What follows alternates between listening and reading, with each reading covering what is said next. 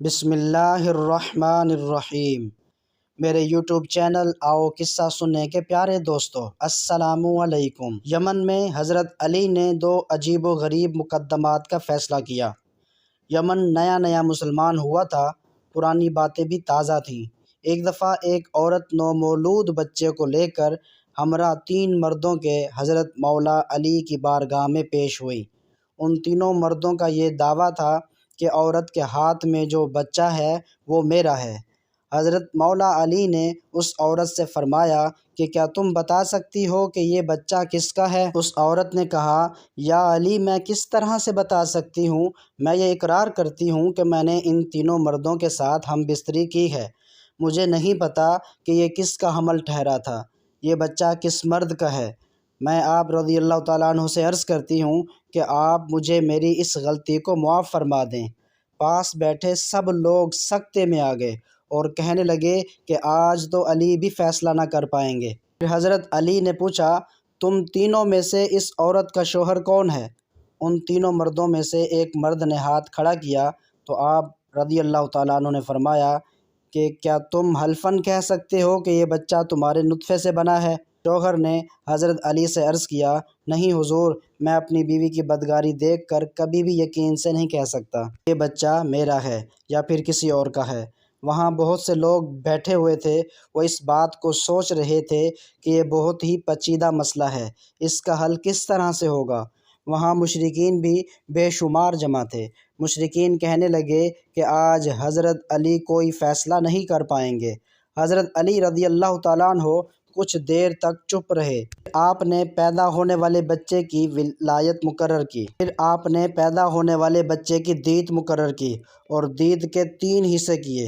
اس کے بعد حضرت علی نے قرعہ ڈالا اور فرمایا کہ میں اب قرعہ ڈالتا ہوں، جس کے نام پر قرعہ نکلے گا بچہ اس کا ہوگا۔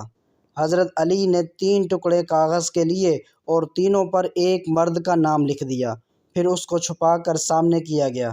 ایسا کئی بار کیا گیا، جب بھی قرعہ نکلتا تو ایک ہی مرد کے نام کا قرعہ نکلتا تھا۔ جس کے نام اس لڑکے کا قرعہ نکلا، اس مرد کو اس لڑکے کا باپ تصور کیا گیا۔ لڑکے کو غلام سمجھ کر اس کی قیمت لگائی گئی اور قیت کے 3 حصے کیے گئے۔ جس کے حصے میں قرعہ نکلا تھا، اس شخص سے اس قیمت کے 2 حصے وصول کر کے باقی دونوں مردوں کو دے دیے گئے۔ جب یہ بات حضرت محمد صلی اللہ علیہ وآلہ وسلم تک پہنچی تو حضرت محمد صلی اللہ علیہ وآلہ وسلم نے بھی فرمایا کہ اگر یہ مسئلہ میرے پاس آتا تو میں بھی اسی مسئلے کا حل اسی طرح کرتا جس طرح علی نے فیصلہ حل کیا ہے۔ ایک روایت میں اس طرح سے بیان کیا گیا کہ حضرت عمر فاروق کے زمانے میں قدامہ بن مظعون نے شراب پی تو حضرت عمر نے ان پر حد جاری کرنے کا حکم دیا۔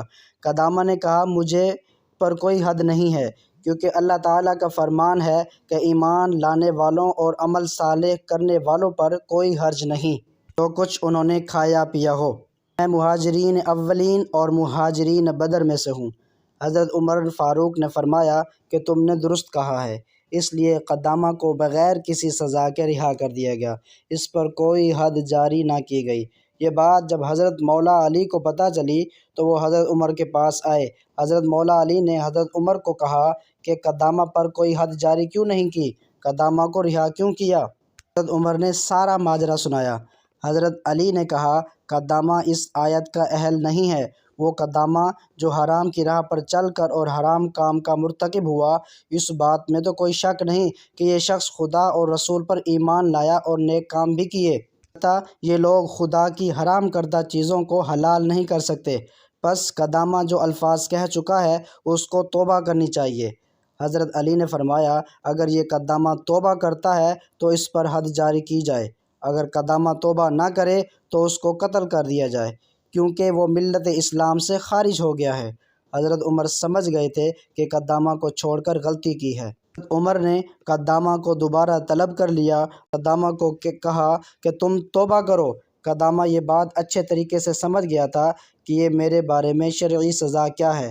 قدامہ نے توبہ کی تو اس کی قتل کی سزا تو معاف ہو گئی، تو اب قدامہ پر حد کا مسئلہ باقی تھا۔ حضرت عمر نے حضرت علی سے پوچھا کہ آپ مشورہ دیں کہ قدامہ پر کس طرح حد جاری کرنی چاہیے۔ حضرت علی نے فرمایا کہ قدامہ کو 80 کوڑے مارے جائیں۔ جو بھی شرابی نشہ کرتا ہے تو وہ مست ہو کر بہکی بہکی باتیں کرنا شروع کر دیتا ہے۔ حضرت علی کے کہنے پر قدامہ کو 80 کوڑے مارے گئے۔ العین از شاہ ولی اللہ محدث۔ مزید اسلامی واقعات سننے اور دیکھنے کے لیے ہمارے چینل آؤ قصہ سننے کو سبسکرائب کریں۔